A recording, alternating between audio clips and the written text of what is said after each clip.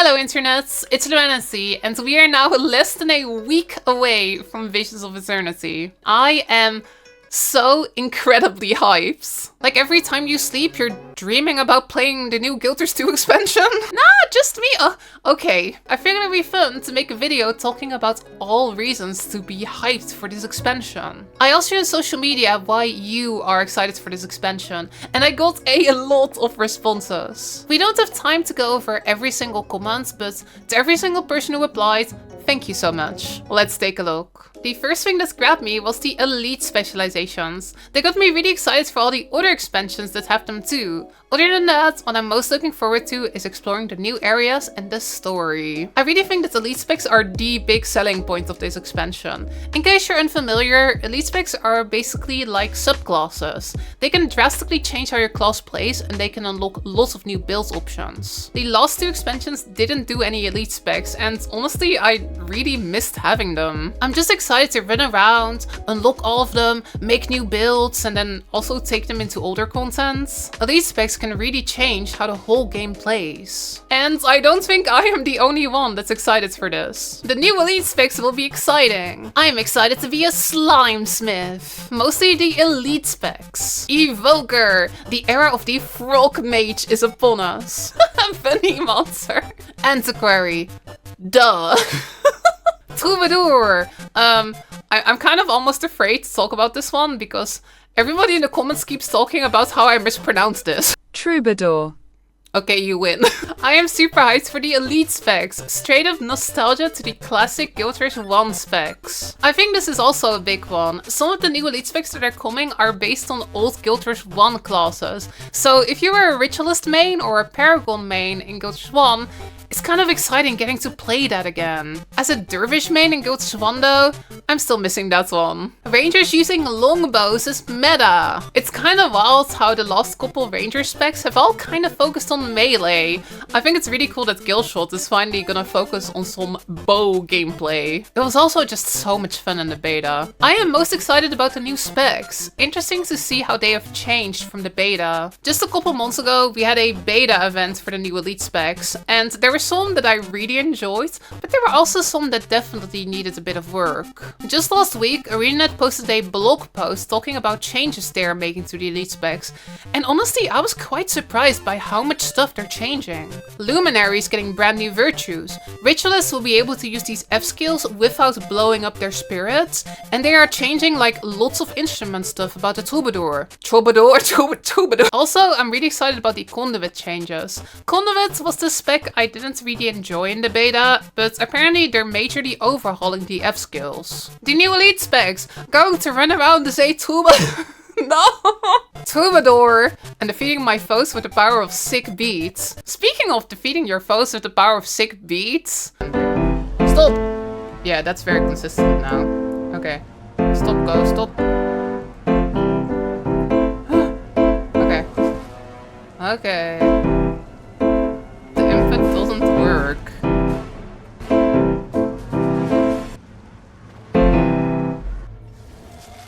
Let's go!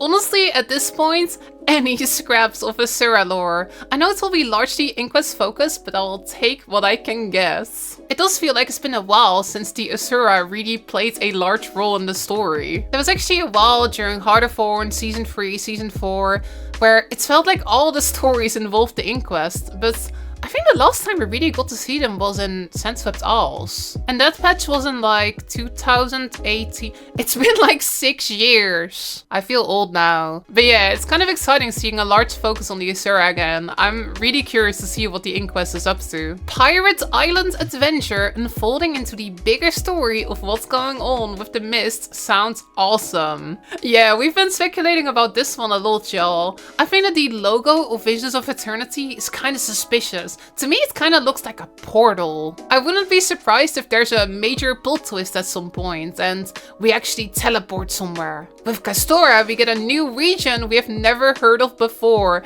and a part of the map we never would have considered even in the early days of Guild Wars 2. I am so excited about this too. In this expansion, we are going to the mythical island of Kastora, and this place is entirely new in Guild Wars lore. We went pretty in-depth trying to figure out where Kastora is. Can we find Castor on the floor? Y'all don't understand my genius. It lines up perfectly. It doesn't. Like, y'all don't believe in my carpet theory. The carpet is never wrong. The carpet never lies. But ArenaNet has now confirmed that Castora is this mysterious continent that we can see on the west side of the map. Over the years we've seen like some globes and some maps, and we've always speculated about what that western continent is like. I didn't think Castora would be that western continent, but it sure looks like it is. I am new to the game, so this will be my first expansion release. I'm excited to see everyone flooding to the same areas. In any MMO, I am always so excited for expansion launches. There's just something magical about going to a brand new area and seeing all the players like flood into it. Homestead Layouts. Having a file you can share and edit outside of the game is huge. That and fashion templates. So in Visions of Eternity, we're not only getting access to a new homestead, but they're also adding a homestead layouts feature. This will basically allow you to save your decorated homestead to an XML file, so you can make multiple homestead layouts and then switch between them. You can share homesteads with people online. There will probably be tools that let you edit the homestead file. It's super exciting. And also, the new homestead just looks really cool. Apparently this time around you'll be able to delete the existing house that's on the homestead. So if you want to entirely build a custom area, you can just do that. People are super creative with these homesteads, so I cannot wait to see what they do with the new tools. Coming hot on my Skimmer, guns blazing! Skimmer is now a combat mount and a part of that exclusive club. And so one of the ways that we felt what folks internally call the pew pew skill, and so they also call it that, works, which in reality making Skimmer into a useful land mount. Skimmer upgrades for sure. The Skimmer is this mount they first added in Path of Fire, and it kind of floats above the train. It's useful in certain areas, like if you want to cross quicksand or get over these like areas in the desolation. And it's also been able to go underwater for quite a while. But honestly, the Skimmer is probably one of my least used mounts. It's just kind of slow, and there's not that many situations where I actually end up wanting to use it. But in this expansion, the Skimmer is getting a massive upgrade. It's getting combat capability, so you can go pew pew pew pew pew, which also supports your allies. But I'm the most excited about this slipstream ability that they're adding. This basically makes it so that your hover ability hovers way more than before. You can really take off like a glider plane and glide around the map, as long as there's like some type of terrain underneath you. They also talked a bit about underwater ley lines. I'm not sure how much underwater content there's gonna be in this expansion, but I'm guessing at least a little bit. I'm mostly hyped for the new maps. Jennifer Watt's launch maps were so fun to explore, so I have really high hopes for VOE maps with new hearts, jumping puzzles, and hopefully hero points. Also, just the overall vibes and scenery of Castora looks amazing. Nothing is more exciting for me than exploring new maps. I'm really excited about this too. I also think these maps are still such a mystery. We really haven't seen that much of them, and I'm curious to see whether they go for a more exploration focus or maybe do meta events again. Jennifer Waltz had some amazing maps, but it didn't really focus on the meta events much. I think it's also just really exciting that we're going to this tropical island paradise. It kind of feels like that's something they haven't really done much in Guild Wars 2. I guess there's Bloodtide Coast, maybe Southsun Cove, but that's kind of it. I'm honestly amazed they haven't done like a map fly-through trailer or something like that. I still feel like I've barely seen the new maps. The sound design. Game has always had stellar sound design, but the noise that the logo makes is so good. No, it sounds way better than that. New hairstyles. This is one you pretty easily could have missed, but with the expansion there is a new set of hairstyles coming out. They released this gallery on the official website, which I'll link in the description, and there are a couple of these that I really like. I am so excited for fashion templates. I really enjoy changing up the style for my characters, so being able to save the looks I come up with is gonna be so helpful. In the first major patch of this expansion, they're gonna be adding fashion templates. People have asked for this stuff for years. Being able to make multiple looks and then easily switch between them is gonna be so good.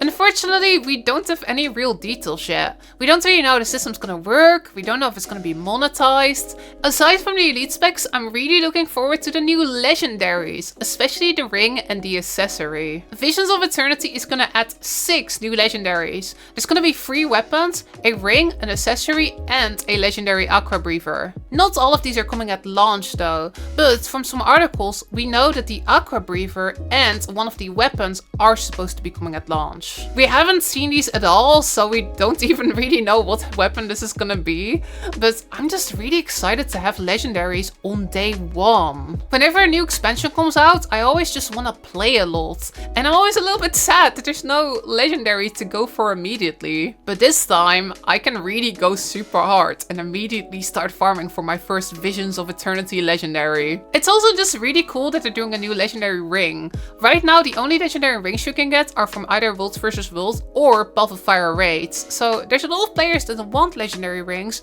but haven't really had an easy opportunity to get one. I'm guessing that this new one will just be purely PvE, and I know a lot of players have been waiting for that. Probably kinda niche, but new music. The songs you've heard in the streams sound so promising. I'm genuinely so excited to get a new OST. The producers never miss. I totally agree. I think if there's one thing where GW2 is very consistently high quality, it's the soundtrack. We've heard a couple of short previews in live streams and social media posts, and what we've heard so far sounds really, really good.